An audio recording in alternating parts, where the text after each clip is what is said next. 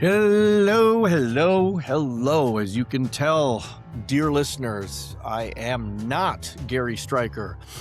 This is indeed the one, the only, your friendly neighborhood Qooligan, who has hosting duties today on the Hooligan Soccer Podcast. And man, I am chuffed, let me tell you, because we got somebody awesome who's sitting right next to me.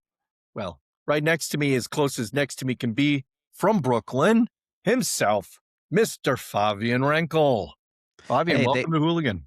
hey, thank you for having me on. It's truly a pleasure. We were talking a little bit off air how we lived almost in the same places. So, Just changing like this, just bouncing from coast to coast. hey, but they say intelligent people live in those places.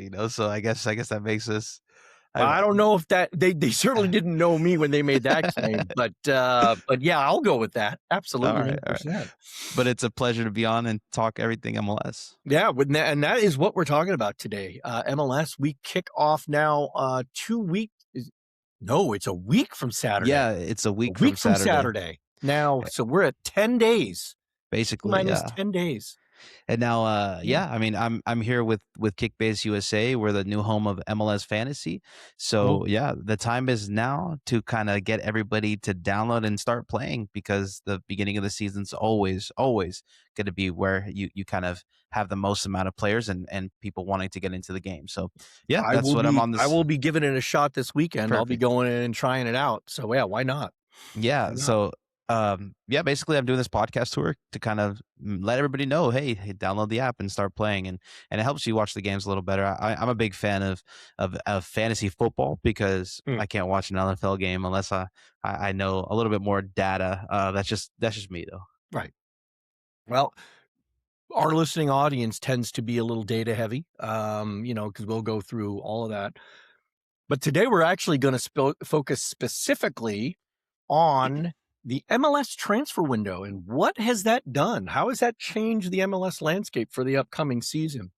But before we get into that, remember, ladies and gentlemen, hooligan-soccer.com is the home for all things Hooligan. You can go and check out our writings, the musings, the ramblings. We have a bunch of amazing guest writers who've been contributing for us. As well as, this is brand new, we do have a merch store. Ladies and gents, you can now get your own. That's right. You can not just sit here and envy me and my one t-shirt that I have. You may now get it yourself. Okay, that's enough for the plugs. Let's get to this. Let's get to the soccer. All right. So Fabian, transfer windows. The MLS departs from the norm. From all the European leagues by having essentially a very long off-season winter transfer, and that's their big one. Goes from essentially October all the way through until, well, really up until the season starts. Is there an actual formal date that the transfer window is, quote, closed, or is it essentially open season all the way around? Yeah, look, deals can always kind of happen. It's just it takes some time to go ahead and announce the actual transfer. The roster freeze now, though, is going to be Friday, February 20th. And that's when you can't make any additional kind of roster moves. So that's a big date, because it's always the one where people kind of really kind of look at if you're an MLS fan, because that means you can't even maybe sign some homegrowns or anything like that. So it's definitely something that you have to kind of look at. Well, then that's so we're now looking at 9 days until that closure. But within those 9 days, we'll probably see a lot of things that are going to move and shake and whatnot. But let's lead off with this question. Who do you think was the biggest signing so far? Yeah, look, in this transfer window, we had a couple of big signings. Technically, Rodrigo de Paul was this transfer window because he was on a loan last season, and now he's a transfer. So that is, I would say, that's kind of like the easy way, but that is a big transfer. Timo Werner coming in is a huge transfer, especially to a team like the San Jose Earthquakes. I think when you bring in a guy with that type of pedigree in a market like San Jose, where that's your biggest transfer in since George Best in the 70s, I think that could have the opportunity to maybe change a whole fan base. So, but he needs some help. I'm going to say that. I'm going to be honest with you. But the biggest transfer out of every single one for me has to be James Rodriguez, a player of that magnitude coming to Minnesota. And I know it's only a 6-month deal, but the amount of, on a business standpoint, the amount of buzz, the amount of tickets, the amount of jerseys they're going to sell out there in Minnesota is insane. And if he wants to, get ready for a World Cup, he's going to have to ramp it up a bit. So that's his main goal here, he said, in MLS, is to go ahead and kind of ramp up for the World Cup. And maybe there's a possibility that he extends after the World Cup too. So we may see some great soccer out of James Rodriguez, and it really becomes a win-win for both teams, or both sides of this kind of situation. So no, 100%, I think James is a player that nobody expected to be in Minnesota, and then now, is a superstar in this league that loves their superstars. Yeah, and it's funny, we actually published an article about James Rodriguez about 8 days ago. We've got one of our correspondents down in Mexico City, and wrote an article saying, where in the world is James Rodriguez? Essentially because he didn't know where he was going, and it has bounced around a lot in the last few years, right? I can't even recall how many clubs he's been at. Yeah. He came out of I can't remember what club he came out of. I'm sure you know. Was he out of Club Leon? He was right. He was with Leon. It wasn't one of the big ones. I know he was at one of the peripheral. And no disrespect to Liga MX, right? But Club Leon is not one of your, is not one of your big five. So, but yeah, going to Minnesota, yes, he gets his playing time. So he has a chance now to say to the Colombian team and the coaches, look at me. I'm still there, right? I'm 35 years old, but I still got the game. I still got moxie, and so he'll be, I think, like you said, great move. And it's a 6-month loan. So what do you got to lose, right? Right. And they got to cover some wages. They get to sell some shirts, but Yeah. No, it's a 6 months free agent signing. So they actually own technically James Rodriguez, right? For 6 months. Even better. Yeah. So but the biggest thing is also Minnesota United is probably going to adjust to the way that James wants to play, because they're probably going to play to his strengths. Sure. Minnesota is a team that, is having a new head coach. They lost some of those superstars on their team, and they're going to have a fresh new look this next season. So I think giving James whatever kind of tactical insurance that he wants is something that was probably appealing to him. And you're right. As a team in transition, there's nothing better than as a superstar than to slot right in and be able to try and enforce your style. Exactly. Upon that. Why not? Right. You mentioned Timo Werner. All right. This has been something of mine because obviously I heard, right, we had Fabrizio gave us a here we go back in January, and it was crickets. Despite repeated attempts to get anybody from San Jose to give me any information, they would not. And finally they dropped it. It was nearly 3 weeks after, the here we go. And he came in. In that same period of time, San Jose managed to completely forget to file Christian Espinosa's extension, and therefore letting him drop into free agency, where he was immediately snapped up by Nashville. Kudos to Nashville. Yeah. They then also parted ways with Chicho Arango. Josef Martinez. That one didn't surprise me that much. But at the same time was shocking. And then the last individual that they parted ways with was Josef Martinez, who exactly had Mr. Martinez. a crazy three season. Those three were responsible for 74% of San Jose's goal contributions, right? Including goals and assists. Yeah. I love Timo Werner. There is no way in hell he's going to pick up that slack. Is he going to be just some sort of veneer of like a little like layering of caulk over the big this gigantic problem that earthquakes are facing? What are your thoughts on that?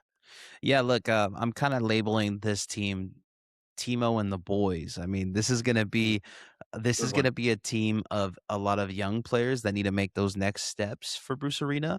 One that I think is gonna make that next step and is already banging in goals for the Earthquakes in preseason is Bolaru. Bolaru is a young player Yes. who has bigger ambitions in his career and maybe one day will get some looks for the national team. And he needs to make that next step.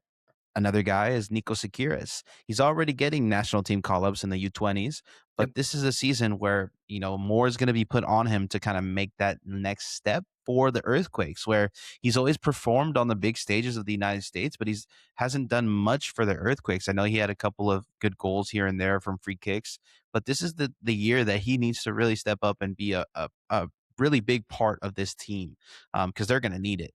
Yeah. And that's kind of just the tip of the iceberg for the San Jose Earthquakes. They really have to find some talent with the talent within. I mean, they really have to allow these guys to kind of flourish. And Bruce Arena has a lot of kind of confidence in these guys because they're not. He said they're only going to probably bring in one guy before the season, and we're 11 days or 9 days away, and it's still not across the line. So Yeah. and Timo's not with the team yet. So Yeah. it's something that these Quakes, they need to, find it within them to kind of survive while Timo gets ramped up into, form and the reinforcements come. And it is a tall task. And Bruce Arena, it's a little shocking that he got rid of all these guys, but it's almost like a heat check, like Yeah. does Bruce Arena want to see if he still has it, like it's pretty interesting that they got rid of all those goal contributions and they really didn't bring in anybody. I mean, yes, Timo is going to probably do something, but who's going to give him the ball? Yeah, and not only did they shed that offensive strength, they shed 5 defenders, right? Hmm. They had 11 players in total go out. They've only had 3 come in, and again, no disrespect to Nate Crockford and Tomo Allen, right? But they're not starters. In fact, Tomo's not even he's never gonna wear Earthquake's first team uniform. He's gonna be, he's still a full-time student at Stanford, so he's going to be wearing a Town FC, Right. second Earthquakes 2 kit. Exactly. Yeah, I think Earthquakes, if they don't sign some defenders and they don't sign a couple of supporting cast members in this next 9 days, yeah, could be trouble. Could be trouble. Yeah, and it sucks to say that because it seems like every single year, Quakes fans are going into the season dreading life, and you thought things were going to change with Bruce, but it looks like Bruce is doing another rebuild with Yeah. another club. So we thought that rebuild was last year. It looks like it's going to be this year again. All right. So outside of you've got Hamas and of course Rodrigo. Now Rodrigo brings us back to Inter Miami.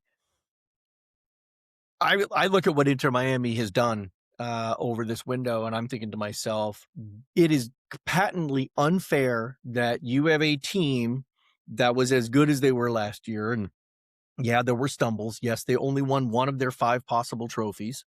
Okay, so it wasn't like by the standards of Miami, by Mm. the standards of what Beckham, the owner, and the rest of the crew want. Sure, they failed on a couple of occasions or stumbled. Let's say you stumbled. They lost 2 marquee players. Alba Busquets retired. Great, long and healthy retirement to them. But my goodness, they splashed some cash. $42 million they've spent in this transfer window just by now. DePaul obviously coming permanent, but then to get David Ayala out of Yeah. Portland, what a move, because I think that could end up being one of the big surprise signings when people suddenly realize, who's this Ayala kid and where has he been all this time? Unfortunately, he was languishing in Portland where they don't really use the 6 the way as effectively as Miami will. Yeah, look, um, Miami's really using every single mechanism to really get the most out of this roster. I mean, with the Legal U22. mechanisms? What do you think? Are we above board here? No, I think it is Okay. legal. Yeah. I do think it's valid because with Ayala, you can really pay whatever you want since it's a U22 deal, and then That's true. And then it was you all can cash. It was a and it was cash a deal, cash and for yeah. yeah, So exactly, if you're overpaying for him, he wasn't. I'm not sure if he has re-signed yet with Miami, so he's on a 1-year deal, and he's an expensive 1-year deal at this moment right. for Miami. And a team like Miami can take that risk because one, they have an owner that believes in what's going on, Yep. and then two, you have the best staying chip of any team in the world, right? You have Messi Yeah, there, so of course you're going to re-sign with us and play. yeah, So they're able to kind of play with house money on that transfer, right? You're allowed to overpay because it's not going to count towards your salary cap, and you yep. you have a belief that he's going to stay with Miami because Miami's becoming a global brand. So with St. Clair and for Tadeo Allende, those are two guys who I think are taking sweetheart deals because they're playing with Miami. I Sure. mean, I always bring up Tadeo Allende because this is exactly a place where MLS can succeed. Tadeo Allende in Spain is just a normal La Liga player. We're not Mhm. talking about like a superstar. We're not talking about above, the line type of guy. This is just a normal player. Now, in Miami, after he won the MLS Cup and then he had a historic MLS Cup run, there were 100 people lined up to get his autograph in a Dick's Sporting Group, not Sporting Goods. He's not Luis Suarez. He's not Lionel Messi, but that fan base is Mhm. in love with Tadeo Allende, and they are appreciative of Tadeo Allende. Now, tell me, if you're just a regular run of the mill guy in La Liga, but back in Miami, you have people lining up to get your autograph. I think you're going to take a sweetheart deal to stay in the place that you are beloved. And oh, you play in such a hard place, Miami, like the worst city in the world, right? Right. No, of course you're going to play in Miami, and I think you're just getting a really really good sweetheart deal if you're into Miami, and that's how you get him under the DP limit and into the TAM limit. Yeah. So as of right now, I think if you take a look at all their transfers, it looks legal to me if you go one by one, but you really have to break it down each one. And they also got a lot of GAM sitting around because they really offloaded a lot of those, Inter Miami guys that the world fell in love with for the Leagues Cup run with Messi. They Yeah. got rid of Robert Taylor, Drake Callender, Right. DeAndre Yedlin, Mhm. Leo Campana, and they got a lot of GAM for all those guys. They're not letting them walk for free, and they're paying a premium because they look like they were really good players when they were in Miami. So um, yeah, man, Miami's really doing, I mean, almost everything to kind of really maximize the most out of this roster and go up against Liga MX teams that, if they played in MLS, have like 17 DPs in CONCACAF Champions Cup. So Yeah. Yeah. um, it is a super team. I mean, it could have been more of a super team if they landed Denis Bouanga instead of Betarame, but Right, but I still think, Bertarame's, I thought that, he was like the cherry on top, exactly.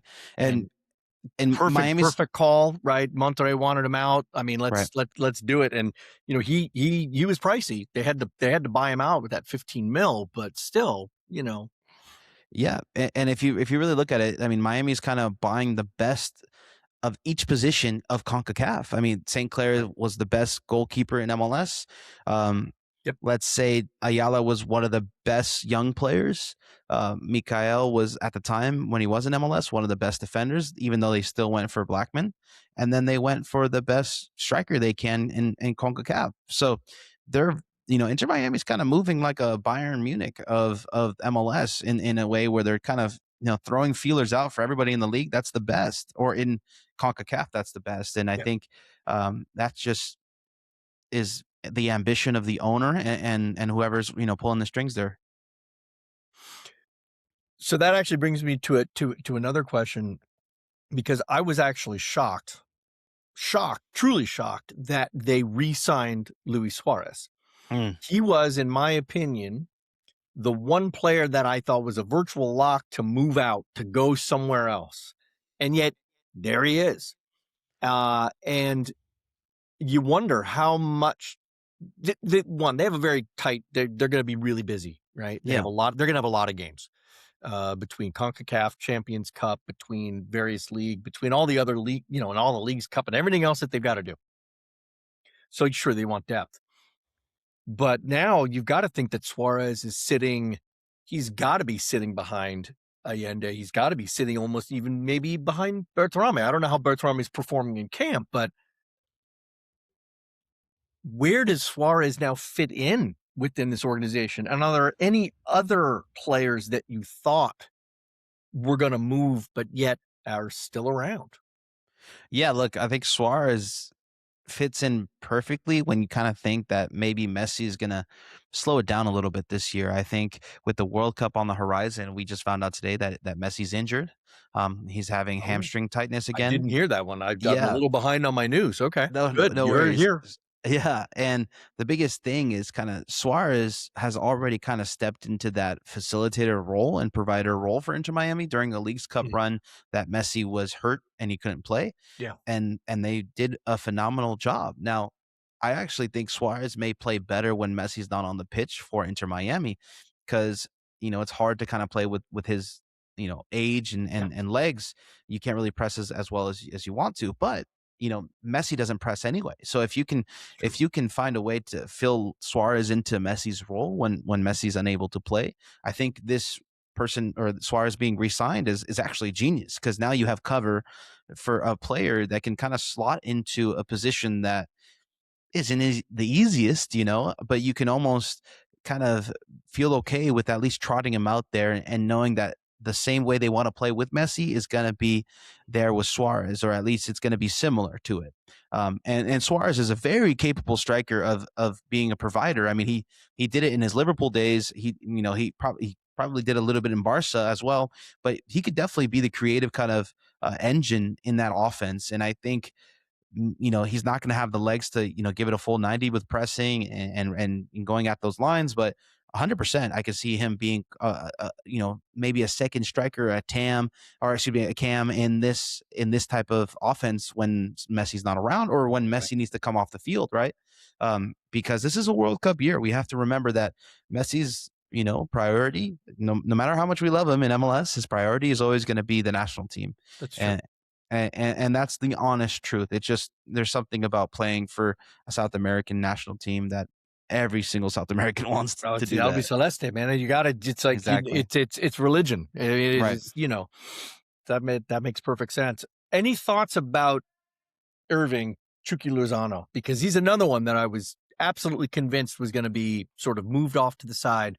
San Diego. He's just carrying a gigantic wage bill, Yeah. and there's problems with him, and yet he's still there, but maybe not there, depending on what you believe. Yeah, look, it's actually really shocking to me that they haven't waived him yet, just so that they can kind of have a DP off their books, and they can adjust and get that free GAM if you go with that 2 DP kind of identity for the roster mechanism, or even kind of taking a low ball deal, so at least you can get something and free up, Right. some part of that roster for an extra guy in. Mikey Varas saying, he's not a part of our plans. Man, something must have went down where Yeah. you're giving away your advantage in this situation, and now you're only going to get low ball offers for him. So this break between Mikey Varas and Chucky Lozano is massive. I mean, you got to keep your cool in those situations and then hope a transfer comes in for him, because you're really throwing your sporting director under the bus if Yeah. you come out and say he's not in our plans, right? So it They is have 8 shocking days. to me. They got 8 Yeah, days, to be fair, right? They can right. still waive them. They can still do everything on that. Very true. And who knows what they're doing down in San Diego, other than drinking too much IPA. But if you're a team like San Jose, I'm calling. Yes. I'm calling, Yeah. like, the 100%. You're gonna. I mean, Bruce is Bruce, right? We know he comes with a lot of pedigree, and he can deal with some hotheads here and there. I think you just have to take that chance if you're San Jose. I mean, offer a DP slot for him, maybe a million, and some other incentives for San Diego, and I think you have to try if you're San Jose. I mean, I hadn't thought of that move, but that would also play really well with fan base, right? That Exactly. would completely energize the San Jose fan base. He'd move tons of merch. Yeah, I don't think the San Jose Earthquake fans would be as heartbroken if they lost Chicho, Espinoza, Josef, Hernan Lopez. I don't think they would be as heartbroken if they had Timo Werner and Chucky Lozano coming I in for those four. I would agree. I would agree. Yeah. At least, I mean, it definitely would make you feel better. You might not necessarily see it in the tables we're in the Right. win column, but at least it'll make you feel better as you head into the stadium, It into would give PayPal the Park. fans hope, that's for sure. Right, right. Okay. Let's look at the rebuilders, what I call the rebuilders, right? And the two teams I'm talking about are Real Salt Lake and the Houston Dynamo. They lead the MLS in total moves made so far. I believe Real leads with 27 moves, and Houston with 26. I mean, yikes. That's throwing out your entire team and then pulling it back. The big question is, will it make them any good? Look, I mean, these are two teams where if they don't succeed in the first half of the season, these are two head coaches that may be on the chopping block or the hot seat, as well as the sporting directors. I mean, Yeah. The Houston Dynamo had a lot of, you know, allocated funds with a lot of their transfers out over the years, and they haven't been able to kind of find the same success in any of their guys that they brought in. A guy like Jack McGlynn, they're expecting him to be in Europe. I mean, he took a little bit of a step back last year instead of a step forward. Mm. Everybody thought that he was going to be in Europe within 6 months, and now he's starting another season with the Houston Dynamo. The Dynamo bringing a guy like Matty Bogusz, who is a great, in my opinion, player for MLS, but I'm not sure if he's one of your best three players in MLS, right? Sure. You probably want him to be your fourth or fifth type of guy. His profile reminds me a lot of Dejan Joveljic. Maybe he's not a superstar for a LA team, a team that could get European superstars pretty easily, but he could be a pretty good superstar for a team like Houston. So I think they are going to be a bit better with the guys that they brought in. But the thing is, the reason why you see that kind of turnover is because these coaches are fighting for their lives. I mean, Right. if Yep. they don't do much in the first half, they're gone. So, it's interesting to see, honestly. RSL Mastroeni's been pretty good. I mean, if I'm not mistaken, he's been to the playoffs the last 4 years, sneakily into the playoffs, but Sure. they haven't done much, and they might lose Diego Luna halfway through the season this year. So, That would have been one of my thirds of players that I thought were going to depart and yet didn't. I thought he was absolutely ready to go out the door, and yet still around. And he might score a crazy goal in the World Cup, and an offer is going to come in for him. So that could be true. Absolutely. RSL is going to be tough. I mean, sledding after the World Cup, and I think they might be possibly in the wooden spoon conversation if they don't have a replacement for him. So Yeah. we'll see. I think these two teams have one objective, is to stay afloat, and let's see if the changes worked for them. Yeah. I mean, one transfer that came in for Houston that caught my eye was Nick Markanich. And I think that he's got that strange X factor of if everything goes right for him and he can kind of recenter himself the way he did with Charleston back in 2024, he could suddenly become one of these super sneaky, just goal machines. I know that the USL is not the same as the MLS, and it's not going to be as easy for him to score. But my goodness, when he was at Charleston that year, he was an unstoppable force. And if he can get that back, he may not get into his 20 plus goals, but even if he gets into double digits, people are going to be like, where the hell did this kid come from? And they're going to confuse him with his twin brother, which everybody does anyway, right? But it's I just think that that's one of those signings that I saw, and I went, that was some smart business, because he was over in Spain and doing nothing, got no time. And he was drafted by Cincinnati.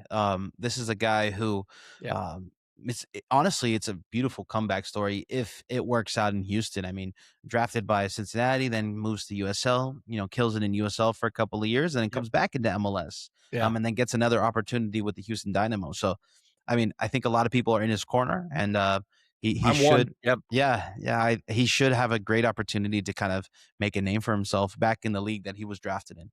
Yeah, well, I mean, and welcome back. You were only gone for a year, but it is good to have you back.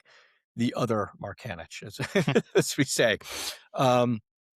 Great. Well, I mean, that was pretty much it. Anything else? Anything that we didn't cover, Fabian, And on what do you think might be? What do you? Okay, no, I do have a spur of the moment question. In the next 8 days, yeah. who do you think makes the biggest move? Honestly, this one's tough because I see a lot of teams kind of holding off till after the World Cup. This World Cup is going to be a showcase for all these 30 Mm, teams to go ahead and really show off their amenities to all these European stars or stars that are going to be here playing in the World Cup. And I think you want some flexibility for that next transfer window. I've been saying all kind of off season that this next transfer window is going to be the biggest one of all time for MLS. right, right. And I think a lot of teams are not getting ready for a fourth DP. I think they're just trying to adjust to what they have so far. Look at a team like LAFC; they don't have a third DP, so they're They're definitely keeping holding slots off. open. Got to take a Exactly. little bit of extra scratch right up front. Yeah, why not? Exactly. And Yeah, and then you could see a guy like Antoine Griezmann kind of, hop right into that squad in the summer and just revitalize that team just like Sun did last year. I yeah, I think y- it does a feel both in Europe over the winter transfer, and I don't know so much in the MLS. It was actually, I think it's been a pretty healthy transfer window for MLS, but I know that for Europe in particular, it seemed very soft. Yeah. Right? It was Um, very, as you said, probably because everybody's holding back, hedging on that World Cup coming. I think of was it Wessam Abu Ali, right? Who yeah. suddenly in the FIFA Club World Cup killed it Right. and found himself with a plethora of Exactly. of offers coming in and and ended up coming stateside. But Exactly. yeah, it's well, we'll see whether or not your prediction turns out true. I have a Yeah. funny Yeah. feeling it will. You're very good at this, so There, it's there's a lot of human aspects of this. You don't really want change before such a big tournament that comes every 4 years, right. unless you get paid an exuberant amount. Unless it's worth the change for you. But that's why I think all around the board, it's been a pretty soft kind of off season. I mean, with that, I think that's a great place to wrap it up. So, Favian Renkel, ladies and gentlemen, talking all things MLS transfers. Once again, it's Hooligan Soccer. Please come on by hooligan-soccer.com. And Fabian, please, what's your site again? Yeah, you can find me at Favian Rinkle, and then make sure you download the MLS fantasy app Kickbase. We're getting started in pretty fast time. Fantastic. So that will do it for today. Thank you once again for listening. Like, follow, subscribe, and Fabian, good luck with Kickbase. I hope it Thank you. absolutely kicks off. All right. So, Appreciate it. peace, ladies and gentlemen.